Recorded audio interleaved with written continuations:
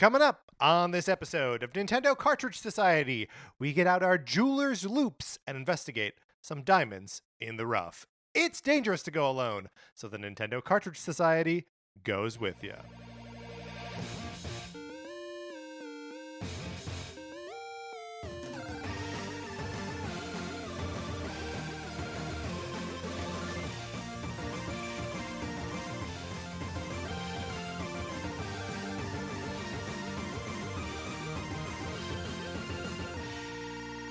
Welcome to Nintendo Cartridge Society. My name is Patrick Ellers, and I'm joined, as I'm always joined, by my co-host, Mark Mitchell. Mark, how's it going? It's going great. My husband and I are watching like an older season of Project Runway. Okay. That is on Netflix. Uh-huh. Well, and there's a contestant on it whose name is with a K. It's COVID. COVID. Oh, wow. Yeah. And so, we started it and we weren't sure when it was from, like how old it was. Yeah. And so the first episode, nobody says anything about it. And then by like the third episode, nobody says anything about it. And you're like, oh, this has to be before 2020. Absolutely, And yeah. it is. It's from 2019. Okay, yes. Okay, well, so close. Yeah. Close, but not. Man, what a weird. I feel like there's always like things like that. Like, the TV show Archer. The spy organization that they work for is called ISIS, Right. because the show started before ISIS was a thing. Yeah. Which is wild to believe. Also, one of my best friends in college, her name is Siri, and obviously she had that name before everyone called their phone that. And now like there's no way for.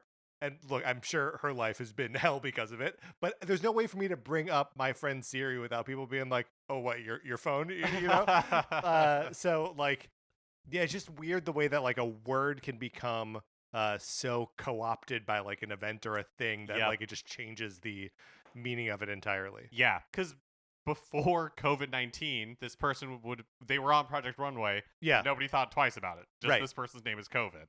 Yeah, weird. A person named COVID With a K. I was going to ask you, because we're talking about diamonds in the rough, Yeah. or in the terms of like video games, it's metaphorical sense. When we say the phrase "the rough," we're only ever talking about diamonds or golf, right? Yeah. So is it only like hoity-toity people that talk about the rough? People that are on a golf course, Right. talking about their diamond mines. Yes. Or I mean, is that what it means, that in like the rough earth, like the rough rock? Or that's interesting. Or is it like a diamond in the rough, as in like its form is rough? Yeah, like in the buff, right? Have I just been saying it wrong this whole I time? don't. I think you've been is it saying it diamond right. in the buff? I think it might be a diamond in the buff. Yeah, I mean, all of which is to say, we don't know what we're talking about. That's not new to listeners of the show.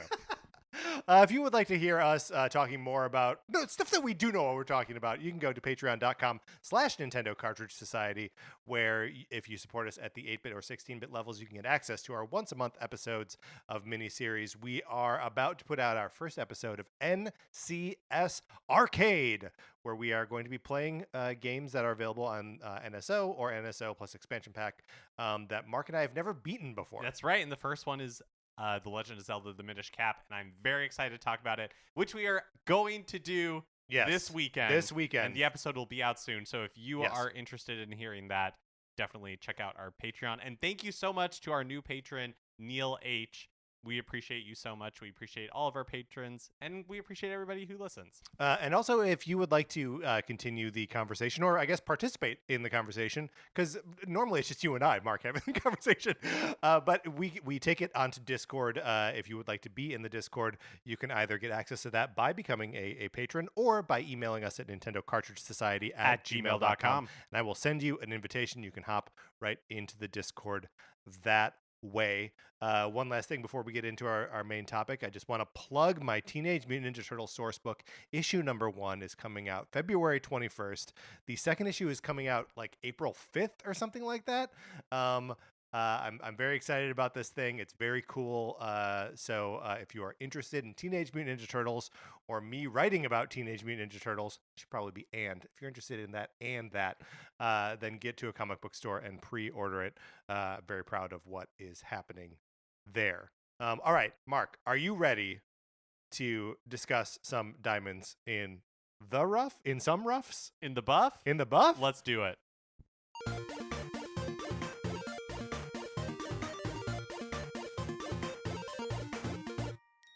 We must, as ever, start with why, right? Yes. Why are we discussing this now? And the answer, I think, is we mentioned it on Tuesday's episode, but with the release of another code, Recollection, however it should be pronounced, that's such a strange new collection of games that are kind of wonky artifacts from Nintendo's not too distant past, but also were like games that I had not really like heard of, spoken in high regard before, but must have been like someone's pet passion project that they wanted to bring back.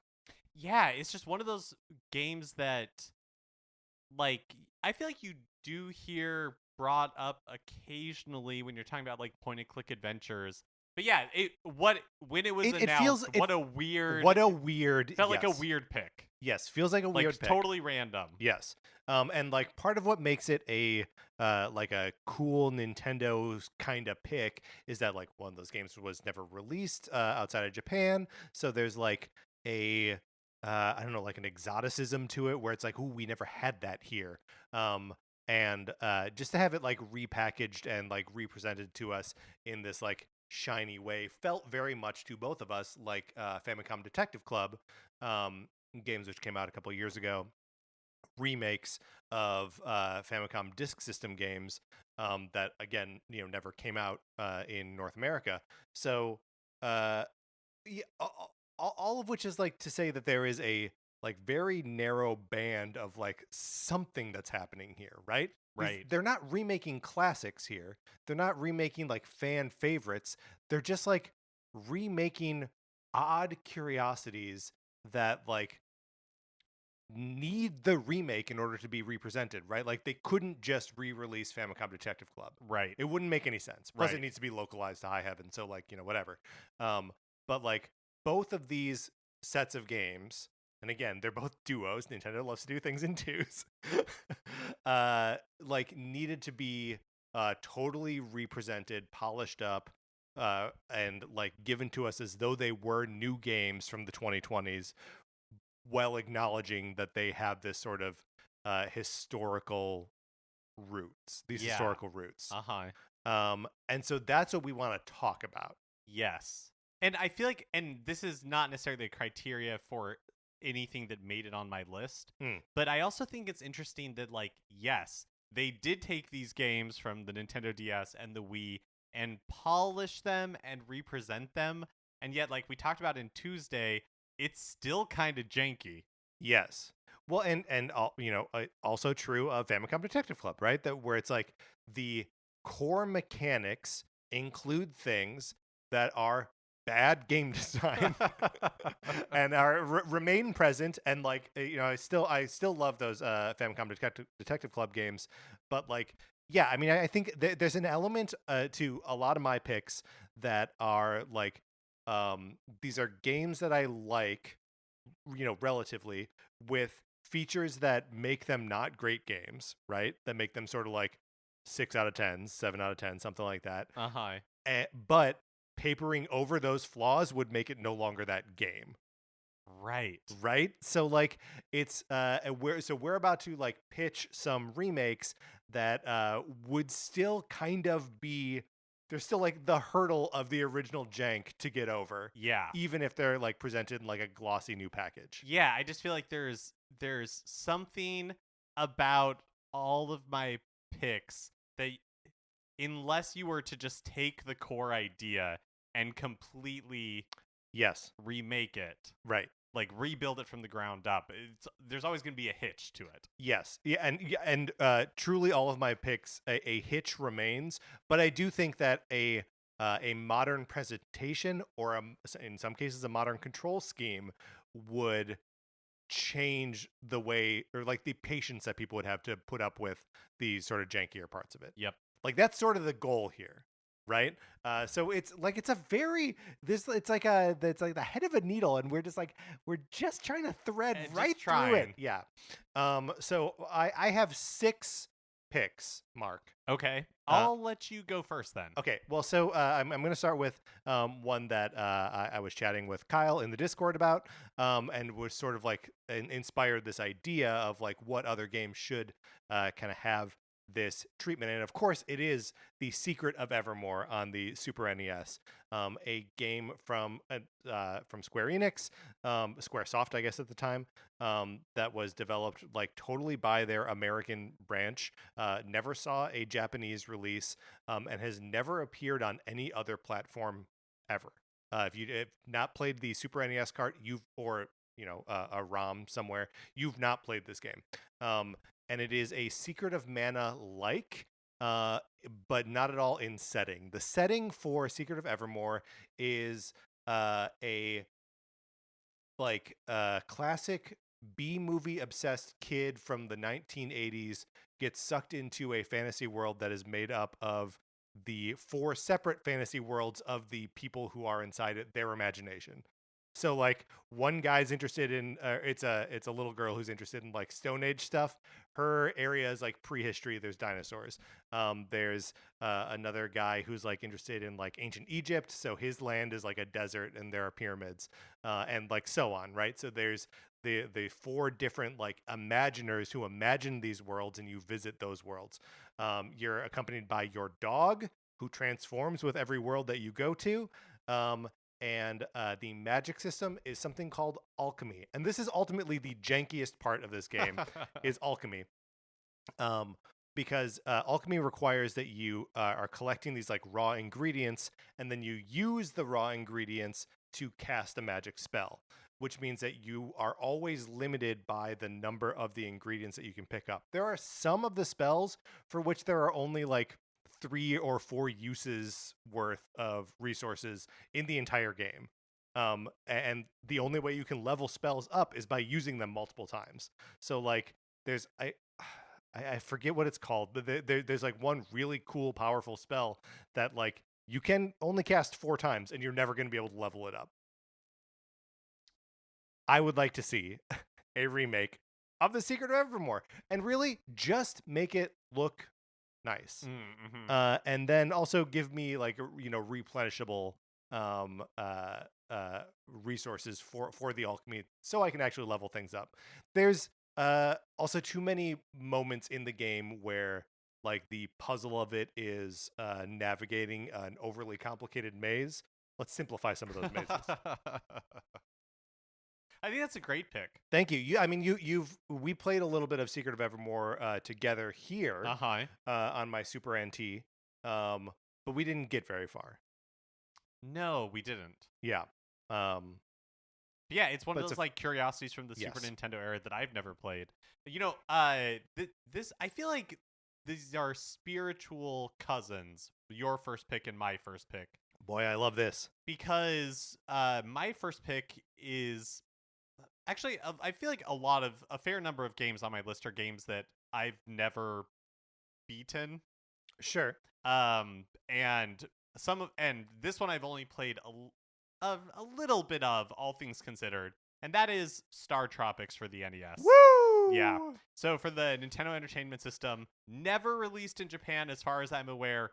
Ever, not on a virtual console. Wow. Just never, ever has been like localized for Japan, as far as I'm aware. Okay. Has never ever been released. And I know you have a lot of fondness for this game. I have attempted to play it like on the NES Classic Edition. Like I've attempted to play it, and it's on Nintendo Switch Online. And it's a Nintendo Switch Online. I've tried to play it multiple times. The first one is, yeah. Second one is not. And to me, it's like this game was published in 1990. In the United States. And so Nintendo knew how to do jump controls. And yet the controls in this game... But not like top-down jumping, right? Like the Zelda game, you couldn't jump in a Zelda game yet. Right? And like that's what this game is sort of presenting, is like a top-down view, like action-based, game where you are jumping, but the jumping is so digital, right? That you jump and you always jump one full block, and it's always the same speed, and there's no changing it once you've committed to it. Yep. And you jump in 4 cardinal directions, and that's it. But it remains one of these, like, to me anyways, fascinating yet impenetrable Nintendo curiosities. Yes. That if they were, and also one that I feel like is ripe for the another code treatment where, yeah, we can like make it look better and run on a modern system, but like maybe you give it the Link's Awakening treatment, right? You're not going to remake this game into like a fully 3D action, right? That doesn't like make Zelda, any sense. Yeah, like a game. So yeah, Star Tropics. Yeah, I mean, I love that, and also like in the sort of tradition of Another Code and Famicom Detective Club, you could put both these games in one package, right? You could put Star Tropics and Zoda's Revenge, Star Tropics 2, in one package together. And the thing is, those games physically play differently because you can move diagonally in Star Tropics 2. And I feel like what you'd have to do is, if they were really going to commit to doing this, you could enhance the storytelling in the game. And so you could introduce Zoda as a bad guy earlier. And so he's not just like... there at the end of the game. Yeah.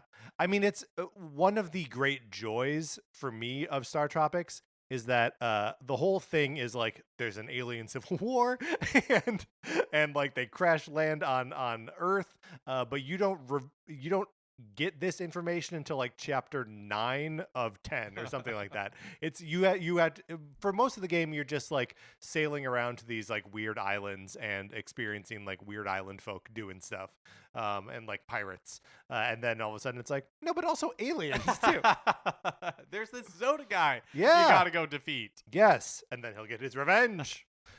There's also a piece of music at the end of Star Tropics, which plays like over the end credits, or not the end credits, but it's as the princess whatever Tika, something like that, Pika. She's like explaining to you all the story of the game that the game was holding back from you. But there's a piece of music that plays, and in the original like cartridge of the game and like every release of it since, the code for it is corrupted. So the music in Star Tropics was programmed like by inputting numbers into a machine, right? And there's a literal typo in the bass line of this thing. So there's a part where like the note like extends for a little while and that like kind of goes like and then stops, and then the bass line is just missing from the latter half of the music. And I've heard it restored where someone like removes the like the F that's in there or whatever, and it sounds beautiful, but there's never been a release of the game where the music is restored. Similarly, there's the like overworld music. There's like a loop of, and this is like normal as you're walking around the island. If you're next time you play Star Tropics, tune into this. There's like a little that's really optimistic. The next time you play, yeah, every Thanksgiving, I know you do.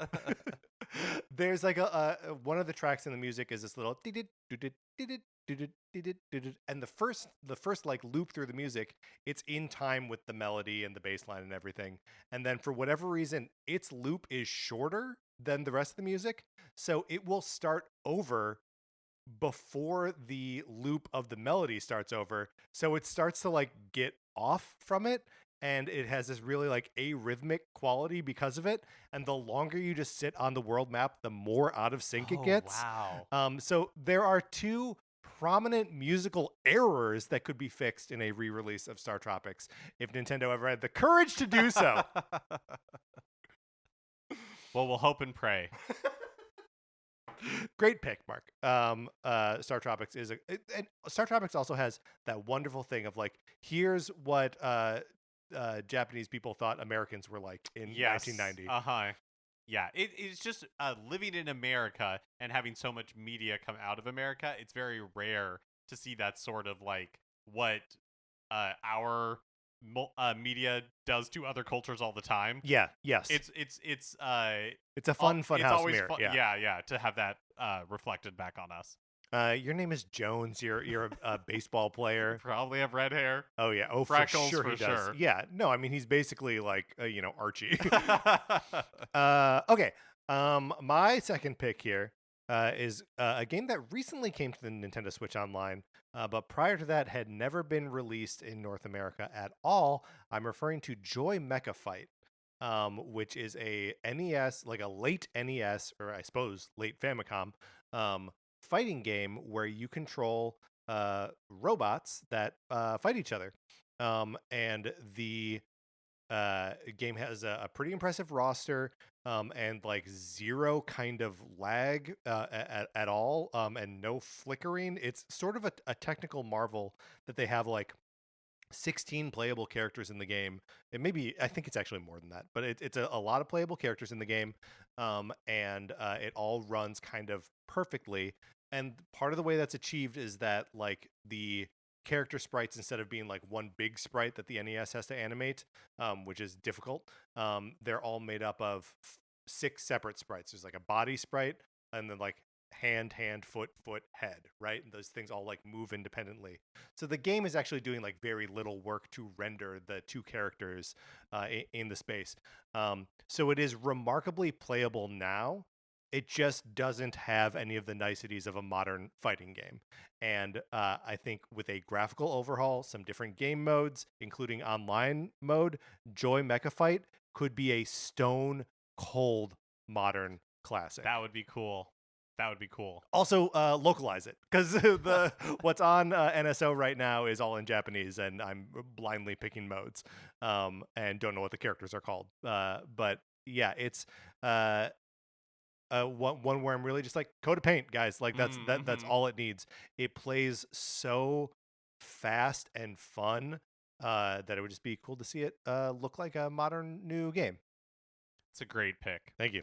My next pick is a game that this is not a forgotten game, in the sense that it is one of the best-selling Game Boy games, and yet in the Tetris, and yet yeah.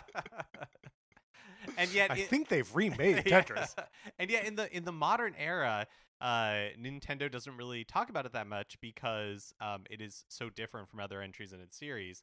And I have a conspiracy theory about this game, and I love the where reason going. why it is not currently available on Nintendo Switch Online. And I am, of course, talking about Super Mario Land. Yeah. For the Game Boy. Yes. Not, weirdly, in my opinion, not available on the Nintendo Switch Online. Feels like such an obvious pick. Well, because that Game Boy library, come February whatever, will have been around for a year, and this like launch Game Boy game featuring Mario is not part of the library. And so neither is Alleyway, but that's another that's I'll carry that weight. My conspiracy theory is that 2 things are happening in Nintendo right now. One, there's no mention of this game in like Nintendo Switch Online. Not too different from how Super Mario RPG kind of disappeared from the world for a little bit, and then we found out that this remake was happening. Is not on NSO, even though it was available on like previous virtual consoles. Ditto Super Mario Land. Yeah. So then the second thing that's happening in Nintendo is we're getting, I would say, like more Daisy than we've gotten recently. Sure. You know, she was included as a playable character in Super Mario Brothers Wonder. She was in Super Mario Strikers, whatever it was called for. Yeah, I mean, she's in all of those sports games, right? Battle League? Sounds right. Okay. And she's also I forgot what I was going to say to add to things where you can play as Daisy. But there is a third thing. Super Smash Brothers. She's an Echo Fighter in there. So I think my conspiracy theory, anyways, is that there is a Super Mario Land remake coming. And because we're also seeing like a lot of like remakes from them. Totally. From Nintendo right now.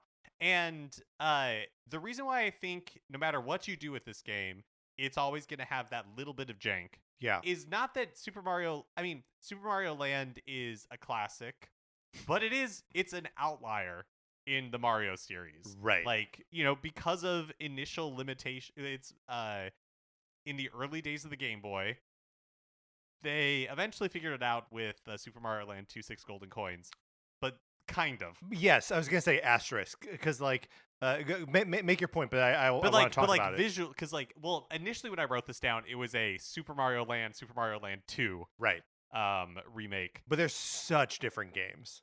Very different. But like Super Mario Land, Mario is this tiny so little small. like sprite that's running around on the screen, and there's no fireballs. They're super balls, and they bounce around. And when you jump on Koopas, if they're even called Koopas, they explode. They're called something different. They're like bomb Koopas. Yeah, you're in like Sarasa Land, and Tatanga's the bad guy. Daisy is the princess here.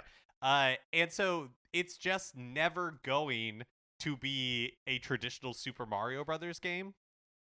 But okay, so here's my question about that is, do you keep the sort of like floatier physics of the game, or do you like bring it to like modern Mario standard? I don't know. That's hard because it's like, I guess for the purposes of this exercise, I guess you would keep kind of like the uniqueness, the floatier physics. See, I think that kills it though. Yeah. Like, I think that is ultimately why it's not nearly as fun to play right now as any of the Mario games on the NES, right? Like, it just doesn't feel as like snappy to make Mario run and jump. It doesn't feel like a Super Mario Brothers game anymore. Right. Yeah. What's interesting is some of that same floatiness is present in Super Mario Land 2. And like the difference there is like that sprite is way bigger, but because the sprite is bigger, it means there's also like less screen real. Like, you can't see anything around Mario. Like, the space is so and for whatever reason, because the screen is so small around him, it really highlights the camera's always keeping you like in the dead center of the screen. Like, that feels more pronounced in that game than in other Mario games. Yeah. So like, I would argue that they like truly never figured out platforming on a screen that size. It's just too small. Yeah. Yep. But yeah, why haven't we seen that game on NSO? Because I think they're remaking it. That's very interesting. All right. My next pick, one from a recent release from not that long ago, maybe like 12 years. No, probably less. Probably more like 10 years. Star Fox Zero. Star Fox Zero was almost a good game. Star Fox Zero really, really, really suffers from the Wii gamepad being an integral part of the way you interface with the game. So the way it works is that on the gamepad you have sort of a cockpit view, which is where like you look out the gamepad and you can see like where you're firing, and then you look at the TV and you get sort of the view from like outside the ship. And sometimes the view from outside the ship is like dynamic, so you're like, it's taking sort of like a side view as you're like circling something. The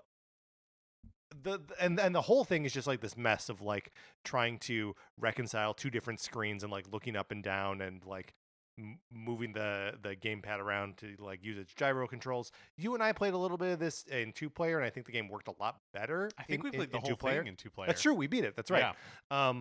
But like, and I have read reviews of the game from when it came out where people are like, I really struggled with this control scheme, but because I was like reviewing the game, I like learned how to do it. I'm thinking specifically of Jose Otero's review on IGN, and like he got locked into it and was like, once I figured it out, I loved it, and the game is great. But getting over that hurdle is like a full-time job. So like the presentation and control of Star Fox Zero needs to be stripped down to the nuts and bolts and thrown back up in a way that makes sense. We need to Skyward Sword this thing, right? And be like, the old ways are no good. Embrace modernity.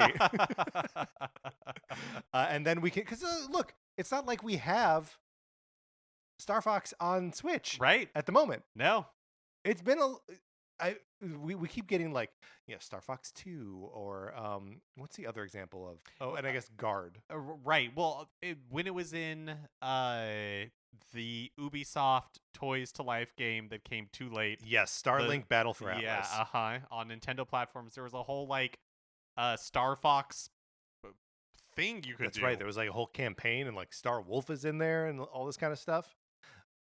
All of which is to say, like, we need that we need Star Fox in some way. It's missing currently. I agree completely, and that's why one entry on my list, I love this, is Star Fox Adventures. Yes, because I think there's two paths here, and both are excellent paths, and either one is viable. Like, continue down the road of Star Fox as like a kind of like on rails shooter thing, even though Zero isn't really that. Zero, I mean, in a lot of the levels, it is that like classic Star Fox formula.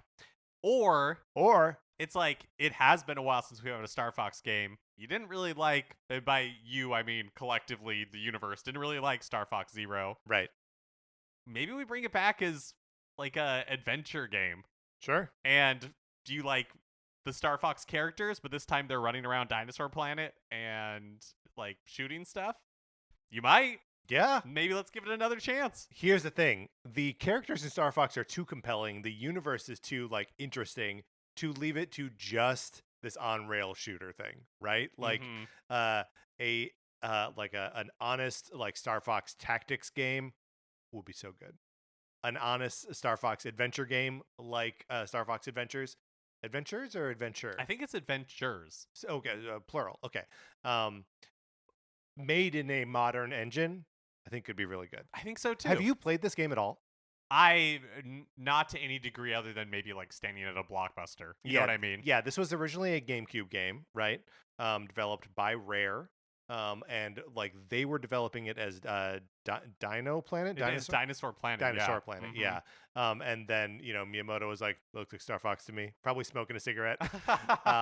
And they're like, "Oh, okay, fine. It's Star Fox." And then changed, put the Star Fox characters. They're still basically on a dinosaur planet. Yep. But yeah, this is a game that like largely remains a mystery to me. I've never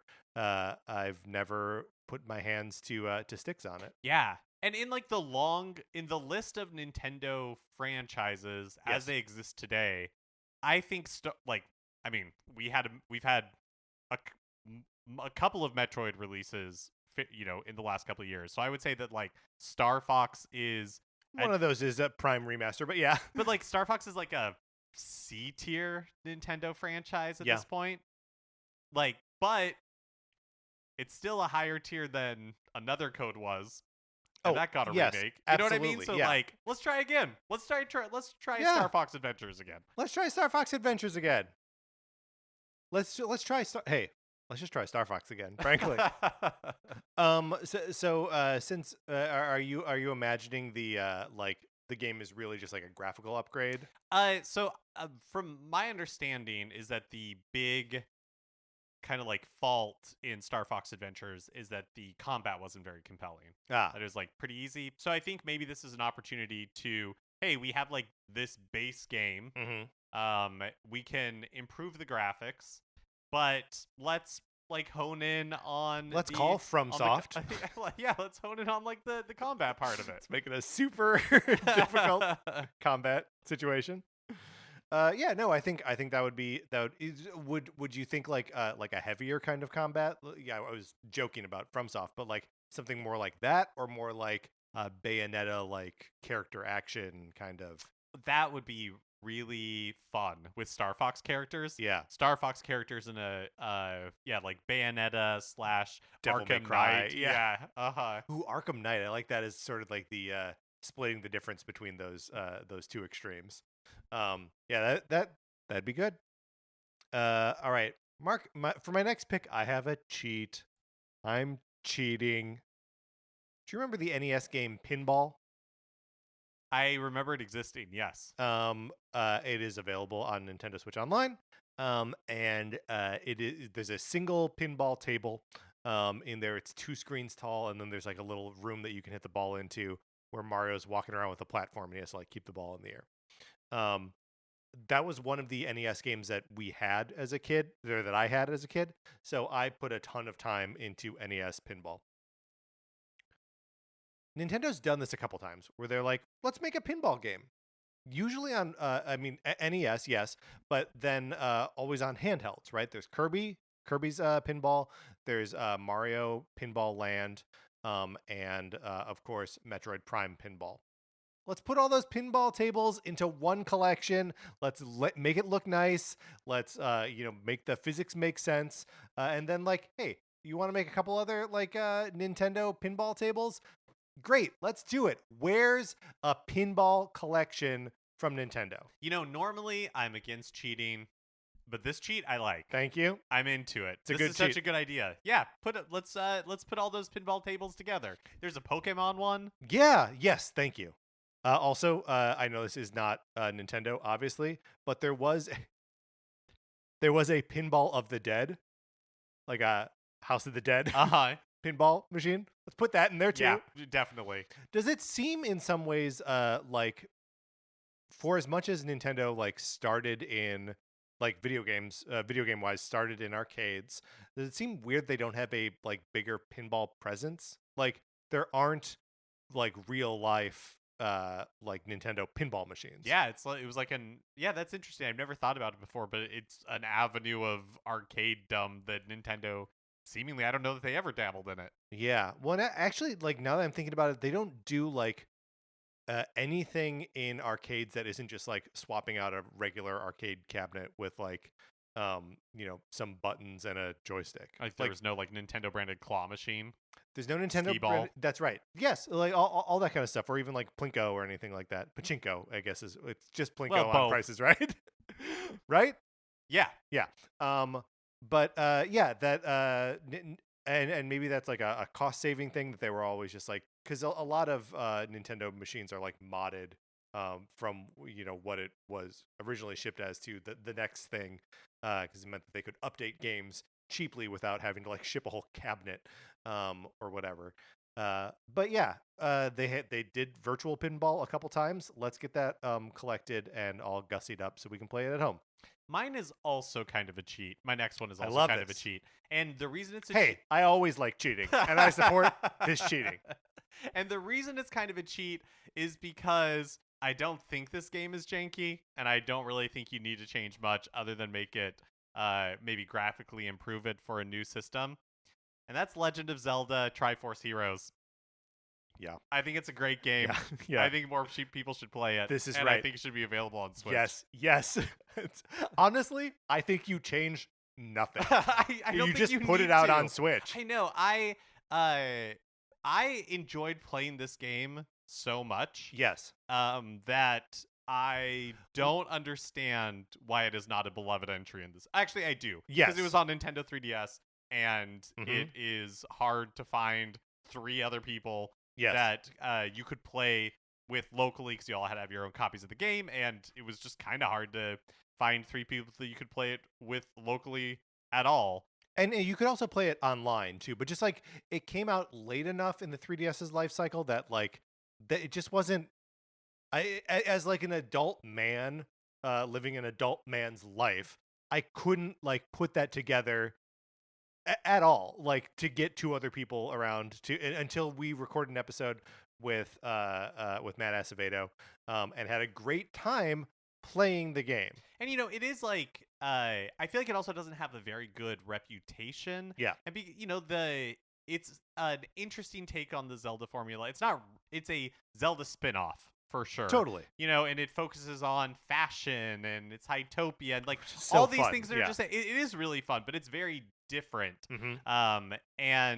But it's a blast. It's so good. I wish, and yes, you could play it online, but it was such a weird way to play it on the 3DS because, I mean, at least the Nintendo Switch Online has like a phone app, and there's so many more ways to communicate now than when it came out. It just feels like It was like ahead of its time, I think. Yeah, and on the wrong system. Yes, absolutely. It just and there's so many switches. There's so many switches. It would be so easy to get two other people to play it with. Yeah. And then you would just have a blast doing it. Like, yeah, that game's really good and really fun. I remember because you could also do like random matchmaking, just go online and be like whoever I play with, but you would get like kind of trolled over and over. What's it griefing. You would get griefed really hard because like someone would jump in there and just like not participate and it'd be like, okay, now we're stuck with this person through the rest of the run.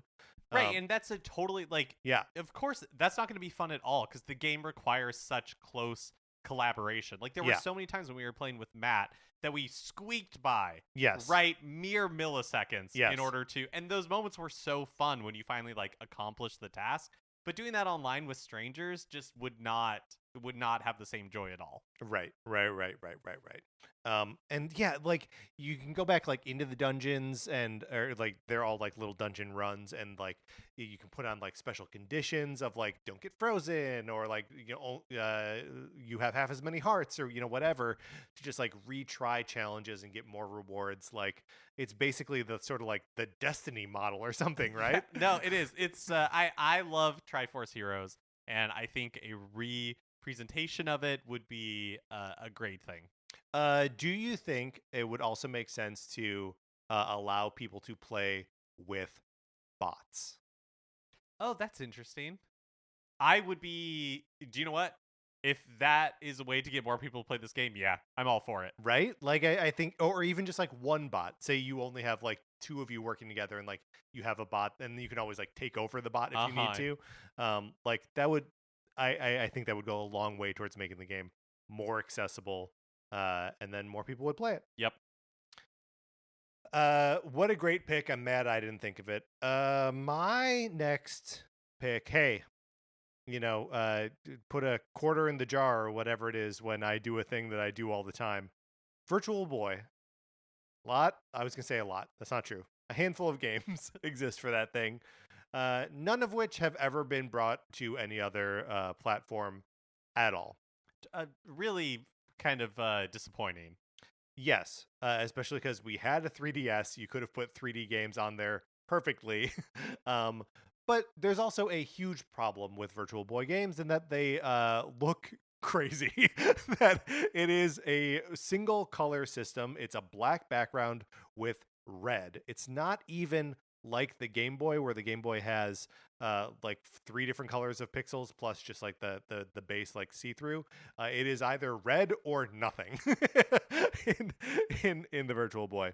But there is a whole Wario Land game on that system, and it's a pretty good one. So my pick here is Virtual Boy Wario Land. Change the graphics entirely. And there was one of the things that was so I perceived to be so cool about Wario Land on Virtual Boy, which was that it regularly like put you into the background. So there was like a plane of 2D platforming action that happened in the background, and then like again in the foreground. These two different like planes of action, right? And I remember thinking at the time, like, wow, you need to have 3D to do this. There's no way they could have. They're really taking advantage of what the Virtual Boy has to offer. Turns out Super Mario Brothers Wonder does this. It turns out the new Donkey Kong games do this. Turns out like 2 different planes of side scrolling, normal. We're all that's a common thing for us now. So let's see this Wario Land back. Yeah, this is one I mean, for obvious reasons, I've never played it before. I would love this. It's just like how we don't really have Star Fox games on the Switch, we don't have Wario Land games on Switch. Yeah, when is the last like Wario Land game the one for Wii? Yeah, Shake It. Yeah, a game that I love. That's wild. That's probably like 20 years ago at this point that we've had a Wario Land game. It came out when I was living in Chicago. Yeah, it's probably been like 16 years or something like that. So yeah, so there's a Wario Land game right there. And look, you don't have to bring the rest of the games to modern platforms. Just give me this one. Yep. And then we can let Tellero Boxer go. We can let Mario Clash go. We can let a game go that we can't mention. We can't. We cannot mention it on well, the show. We can mention the funky bowling. Can we? I think we can. I don't know about that. I think it may be the character and the game that we can't talk about. Interesting. I think it's just the character. Can we talk about Esther? Yes, of course we can. Okay, great. Yeah. Great. But yeah, and then the rest of the live, there's like a Mario Tennis as well. But really, the Wario Land is the only one I genuinely want to rescue. Yeah, that would be really cool. My next pick is a little bit different from some of the other ones that we've had on here, where it's like, no, like, this needs to be changed or this needs to be changed, but otherwise, it's pretty much good to go. This is not that. This next pick is one where it's like the core of the idea is really, really good, I think, or at least interesting. Yeah. And even if you kept some of the like plot elements, but just had another chance to like take another shot at it, I would be. We're calling a mulligan on this one. Yeah, a mulligan. Fitting that it begins with an M, because I'm talking about Metroid Other M. This made my short list. It's not on my like list here, but yes, Metroid Other M.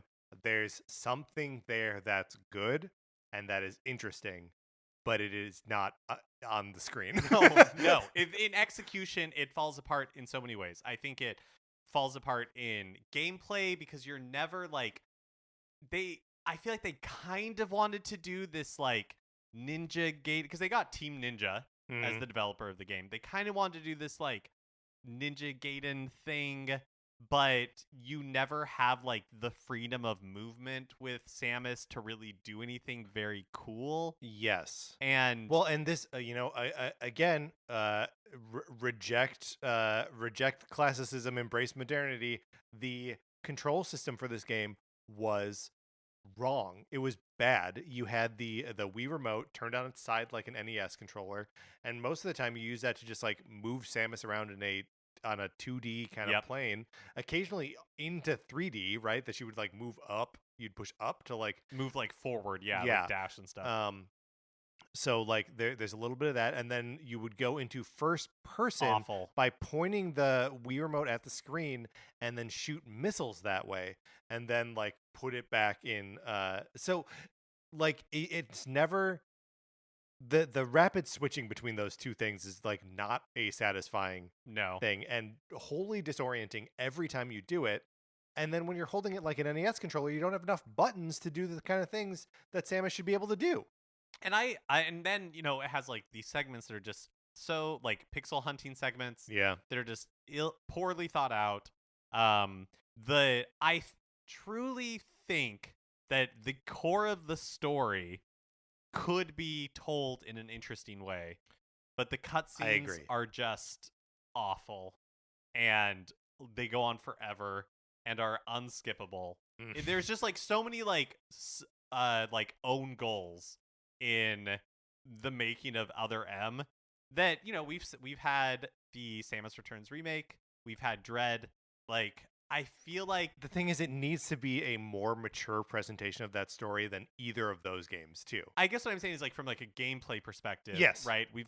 We have seen Metroid be good again in a way that it'd been a long time since we had I'll call it a 2D Metroid with like right, because it's not a Prime game. It was like a new Metroid game, and it was really bad. And now we've had Samus Returns and Dread was Samus Returns was good, Dread was really good, and I just feel like, all right, let's go back, let's take another shot at Other M, and it doesn't have to be like Dread. I think we already talked about this for Star Fox Adventures, but maybe there is something to Samus being more like a Bayonetta, right? Like, if that's the route you want to go and have like that sort of combat, like, let's do it. Let's lean into it. Yeah, well, and I feel like Dread starts to get there, right? Like that she has all those like sort of almost like quick time event like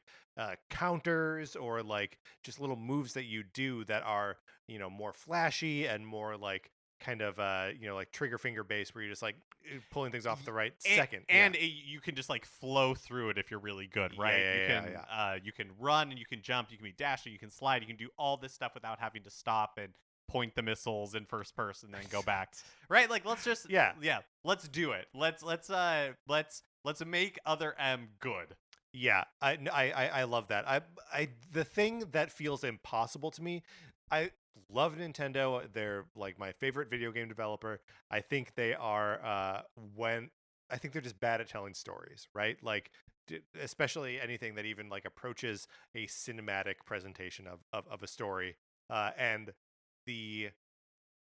when the story of Other M is told as like thuddingly clumsily as it is in Other M, everything about it just feels stupid. Yeah, totally. And like the themes in it of like trauma and motherhood are very interesting and like could be among it could be a powerful message buried in that game, and it just isn't. It's really buried. It's buried deep. Well, it's almost the opposite. If it were buried deep, I see what you're saying. You know what I mean? Like that then if you had to work for it a little bit, instead like it's called a bottle ship, and it's it's like a baby's bottle. Oh, and there's a distress signal. It's called a baby's cry, and the initials of the game are MOM, where it's like, oh, okay, let's show some restraint here. Yeah. Also, hey, while we're at it, let's redesign Adam Malkovich's uniform because they just look stupid. Yeah. Here's the thing. We played this game for the show several years ago at this point. And all of the presentational aspects that were I think even at the time we were like, woo, bad. But there are like gameplay parts of it that do work, are interesting. Exactly. There's a core of something there. There's a core of something there. And even like something that it got flack for, the like, it's weird that Samus isn't accessing her powers just because she doesn't have like orders to do it. Like that's kind of built into the like weird like sub-dom relationship that she has with Malkovich, which is also interesting. That like there's something there. There's something there. Yeah, in the presentation, terrible. But in the themes, you're like, oh yeah, like we can excavate good from this. Yeah, a true diamond in the rough. Yeah. Yes. We still don't know what that means necessarily. Yeah, maybe it's a diamond in the buff. Yeah, this could be a diamond. Diamond in the buff. Could be tough. The diamond is enough. I have one more pick. Do you have any more? I have one, but it's like bad. It's a bad pick. I'm just gonna. I'll just say. Should I do that? Give your bad pick. Do you know what? This is never gonna happen because it's a mainline Mario game. But let's give Super Mario Sunshine its due. I'm tired of people poo-pooing it. I really like Super Mario Sunshine, and I would love for them to take like another shot at it. Yeah. And so in the upgrades for putting this game on, putting Mario Sunshine on Switch, do you think that's when we finally put a soul in Flood? I think that's what was missing. Because it's funny because like this game is on Switch, you know, and it's in widescreen. It looks beautiful. The camera, which it was really finicky on the GameCube, there's no getting around it, is a little bit better because your field of vision is a little bit better in those like tight situations. But it is far from a perfect game, and yet it is a mainline Mario game, and they are not going to like ever admit that it is not perfect. Yeah, but I mean, All Stars, like they did it once, right? I do think it's funny that two of your picks are mainline Mario games. Is Super Mario Land a mainline Mario game? Make the argument that it isn't. I'd love to hear it. Well, it's part of the Land series, sure, which I think is a spin-off series. There's only Patrick's face says he's not buying it. Is World a spin-off game? No, but I don't feel like that is a. I don't feel like that's the same thing at all. Like Land is just like different. It plays different. I agree. Yeah. But you agree, but you don't. Oh, I agree that it plays different. But it's mainline. Yeah. I mean, we included it in our when we were putting Mario games into greatest hits. Next steps. deep cuts. We did include it, so it is a mainline Mario game. I mean, just like Super Mario Brothers 2 USA. That's a mainline Mario game, right? Like, even though you could probably classify that as a spin-off as well. No, you're right. Yes! But no, Mark, I don't think this is a bad pick at all. I think Super Mario Sunshine is another game like Other M, where there absolutely is like something there, and like there are parts of it that I do really enjoy, and I just wish it weren't like a muddy mess that like felt weird. Yeah, to they just need another shot at it. They just need a chance to like because the development of Sunshine was so condensed because they had to get it out the door because the GameCube was really struggling and it didn't have a Mario game, so they just had to cut a bunch of stuff, and you feel it. You totally feel that it was rushed. But man, just like one more pass, right? Special edition. Yeah, not my pick, but also should happen for the Wind Waker as well. I want to see restored dungeons in the back half of Wind Waker. Yeah. Because there are two great dungeons in the latter half where you have like companion characters with you, and it is clear that like this was going to be what the whole second half of that game was about, and then they're just like, it's missing dungeons. Yeah, that would be awesome. Not my pick though. My pick.